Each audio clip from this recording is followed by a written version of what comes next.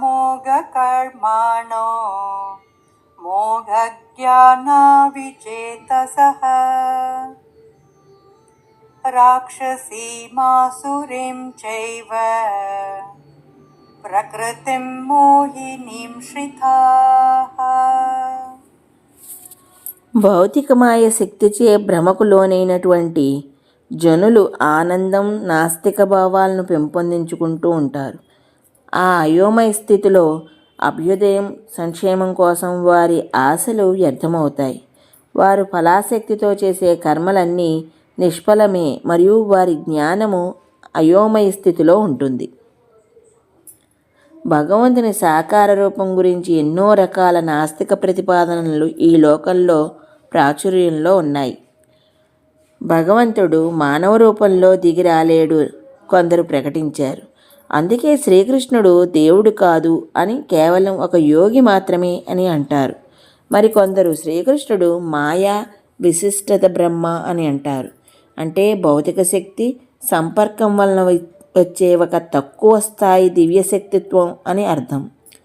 మరికొందరు శ్రీకృష్ణుడు బృందావన గోపికలతో తిరిగిన ఒక సత్ప్రవర్తన లేని పోకిరి అని అంటారు.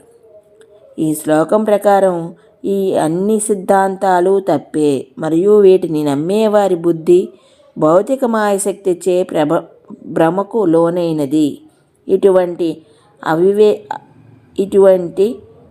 అవైదికమైన సిద్ధాంతాలను నమ్మేవారు అసూరీ స్వభావం కలిగిన వారు అని కూడా శ్రీకృష్ణుడు అంటున్నాడు. వ్యయం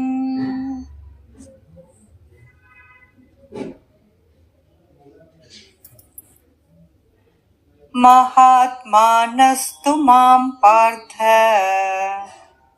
దైవీం ప్రకృతిమాశ్రితాః భజంత్యనన్యమనసో జ్ఞాత్వా భూతాదిమవ్యయం.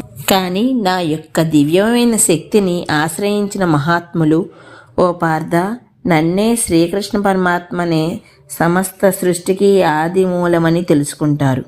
అన్య చిత్తముతో కేవలం నాయందే మనస్సు లగ్నం చేసేవారు నా భక్తిలో నిమగ్నమవుతారు.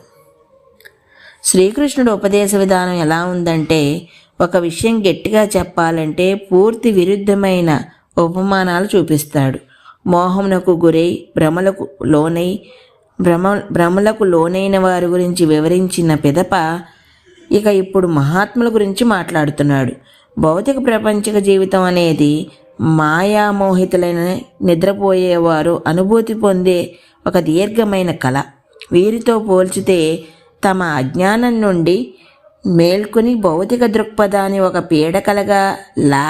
పీడకలలాగా ప్రక్కకి తోసివేసేవారు భౌతిక దృక్పథాన్ని ఒక పీడకలలాగా ప్రక్కకి తోసివేసేవారు మహాత్ములు. అంటే భౌతిక శక్తి మాయ పట్టు విడిపోయి వారు ఇప్పుడు ఇక దివ్య యోగమాయ శక్తి ఆశ్రయంలో ఉన్నట్టు. ఇటువంటి జ్ఞానోదయమైన మహాత్ములు భగవంతునితో తమకున్న నిత్య సంబంధం యొక్క ఆధ్యాత్మిక యథార్థాన్ని గుర్తించిన వారు. ఈ రోజుకి ఇక్కడితో ఆపుతున్నాను. మిగతాది రేపు చెప్తాను. అంతవరకు ధన్యవాదాలు.